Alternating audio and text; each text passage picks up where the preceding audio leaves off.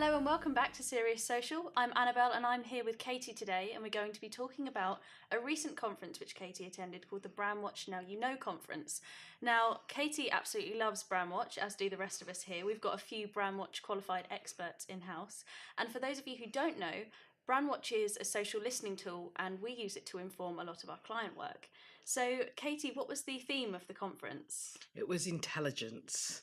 It was no nonsense intelligence. Okay, right. So that sounds fantastic. But for the benefit of myself and for a few of our listeners who might not know what that is, what is it? It's lovely. I thought it was a great theme because it's about making the complex simple. It's about saying data can be interesting, but is it useful? It's about understanding how to structure quite unstructured data, because social is very unstructured, and actually give it meaning for the business. So the overall theme was kind of marrying the insights element to the kind of business requirement and need, and that is just exciting. Yeah, that sounds really interesting. And obviously, that sounds quite straightforward, but of course, that was the theme of an entire conference. So, how easy actually is that? It's actually in its entirety, it's actually simple, but it requires us to think a little bit differently about analytics. And the bit that I found most interesting is that it plays on the mantra we have believed in for years, which is insights and data are both an art and a science. Right. So the science bit, which is really, really, really exciting, this is why I was skipping around the office, is the heavy lifting that Brandwatch now does. So the most challenging bit about technology is how do you extract and structure the data? And normally that has been a job left to the analyst where you have to concentrate and focus and restructure the data. Now tools like Brandwatch in particular have moved to a development phase where we are now able to get the tool to do all the heavy lifting for us, which is fantastic. Now, on the art side, that now frees up an insights person's brain to be more creative. And by creativity, I mean about interrogating the brief, understanding the questions.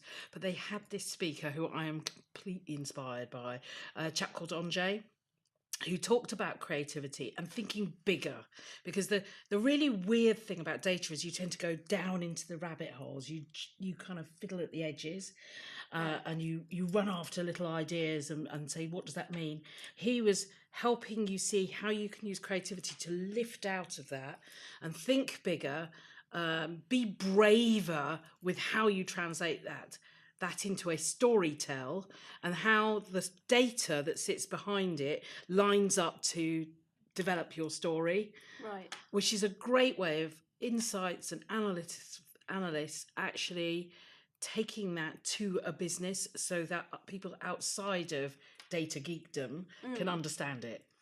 Right, that's so interesting. So you've got the combination of art and science. So you've got the tool which does the science, the heavy lifting, the really data driven part, which kind of frees up people to act on the creative opportunity. So is that the secret to commercial opportunity as well?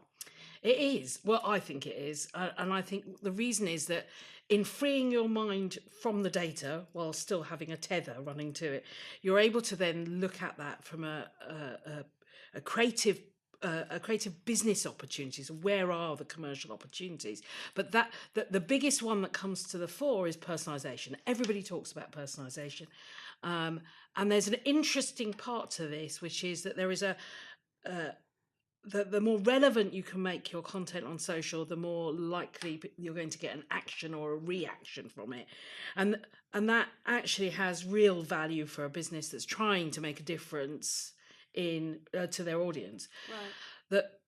There is a bit of a challenge with this though, because personalization can get a bit creepy. So there's a real understanding now amongst our audiences about the value of their own data, and so that means that there's kind of a tension building between personalization and privacy. And they had a really interesting web psychologist called Natalie Natai, and she's written a book about web psychology, and she delved a little bit into the ethics of it and the fact that there's a kind of ethical inflection point right now where there is a need for personalization, but but only so far. You can't be going around saying, and I know everything about you, and by the way, Alexa is listening to you at the same time as what you're being shown on Facebook. When people start to feel that they're being watched, there's a change, and there's a greater need for companies to not only attract attention with thumb-stopping content, the stuff we talk about all the time, Yeah. but also about being ethical, transparent, and dare I say it, an overused word, authentic.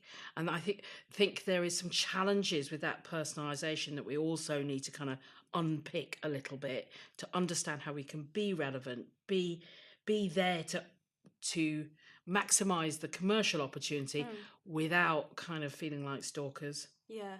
And that's really great because obviously that is such a hot topic at the moment. Data, what we do with it with GDPR, and all of that this year. Yeah.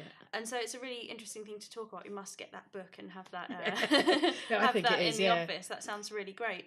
And so tell us a little bit about the roundtable you were involved in, because the data and obviously is so interesting, but for not everyone in every business is data minded. So talk to us about the roundtable and how people who do insights in a business can make it a bit more understandable for everyone else.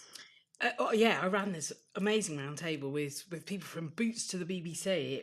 It was really interesting because the people at the roundtable were the analysts and insights and the people Right. involved in the data, who.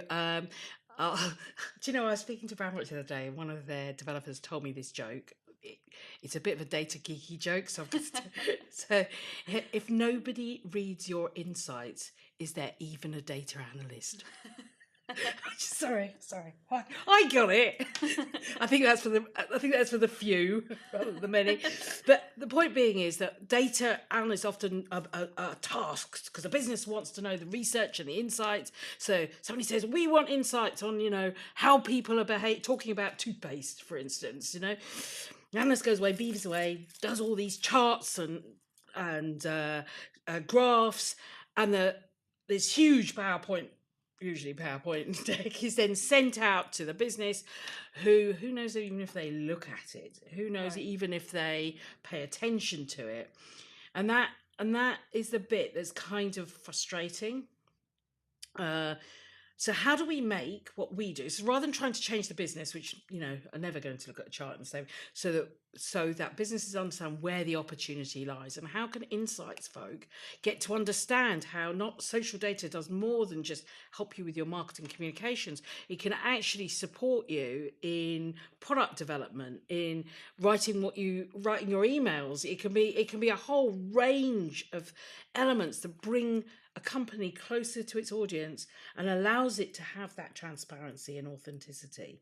That bit is a really difficult thing to do, particularly in larger organizations, which is how do we marry a product director over here with an insights team? And Anjay talked quite a lot about creative collaborations. And I think that it's about having that kind of community of people who come together on insights, and it isn't just driven by a data geek. It is much more than that. And while the tools are stepping up with AI and machine learning to actually change and make it easier to structure the data, there is a greater opportunity for the insights people to step away a little bit from, faffing with the numbers, and actually begin to have conversations and draw in the business folk around them, the stakeholders around them, so that they can move the business on based on insights and behaviours about their audiences. And that, for me, is probably the cornerstone. Yeah, that sounds so interesting. So it sounds like you pretty much loved everything about this conference. But if you could pick just one thing, what was it that really had you beaming with joy when you came back? I think for me, it was the validation of art and science, because I've never felt that doing insights on social data was a geeky thing. I always felt it was the story, the points in a story, and that it had this enormous opportunity was being missed,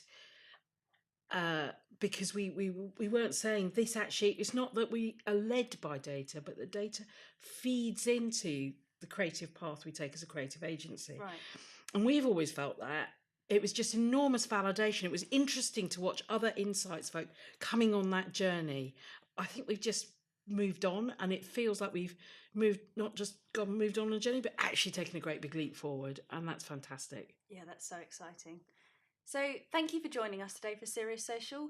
If you'd like to find out a bit more about what we do with Brandwatch, do get in touch with us. And if you'd like to watch any more of our Serious Social videos, just look at the Serious Social hashtag or go to our YouTube channel.